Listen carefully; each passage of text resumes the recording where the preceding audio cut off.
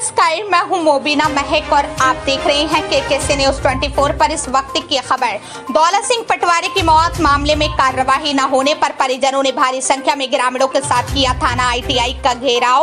उत्तराखंड उधम सिंह नगर काशीपुर बाजपुर में तैनात पटवारी दौलत सिंह मौत के मामले में मृतक के भाई द्वारा आईटीआई थाना पुलिस को तहरीर देने के बाद भी मृतक की पत्नी, सास, नौकर और अन्य व्यक्तियों पर मुकदमा दर्ज न होने व मामले में कोई कार्यवाही न होने पर मृतक पटवारी के परिजनों ने जसपुर विधायक आदेश चौहान व भारी संख्या में ग्रामीणों के साथ थाना आईटीआई का घेराव कर कार्यवाही की मांग पर अड़े रहे।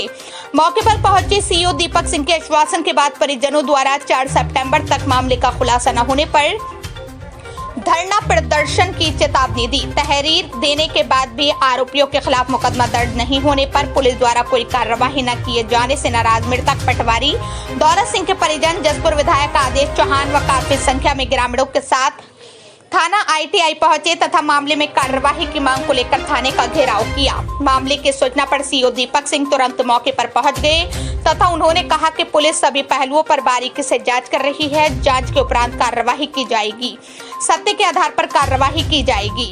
काशीपुर से ब्यूरो चीफ पैट्रिक चरण बाबा की ग्राउंड रिपोर्ट।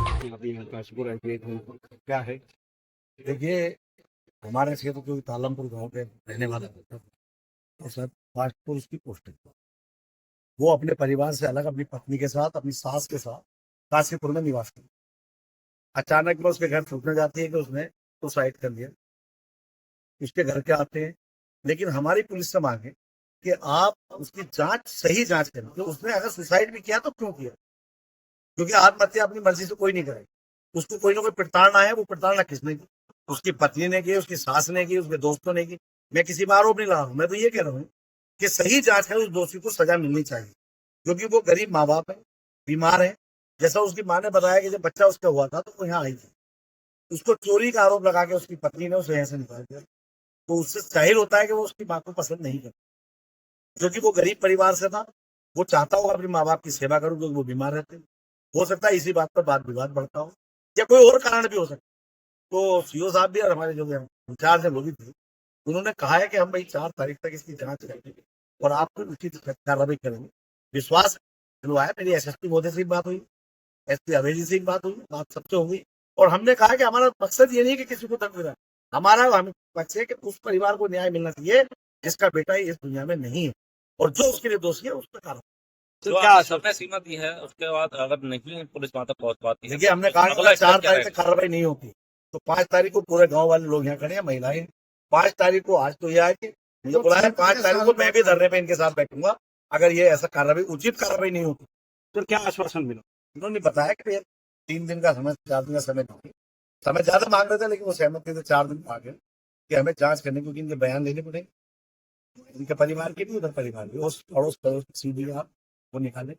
तो उन्होंने उतना वो समय हमसे मांगा, वो परिवार ने गिराव क्या कहेंगे?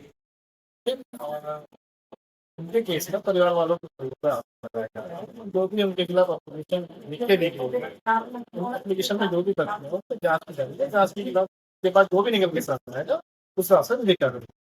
सर, उनका आरोप है कि ये जब अगर फांसी लगाई थी तो पुलिस के आने से पूर्व ही उन्होंने क्यों उतार दिया, और किस तरीके से उतार कर वो आत्महत्या कैसे हो? लेकिन जो भी घटनाक्रम हुआ है उसकी शुरू से खत्म होने तक जितनी भी घटनाक्रम हुआ सभी की जांच।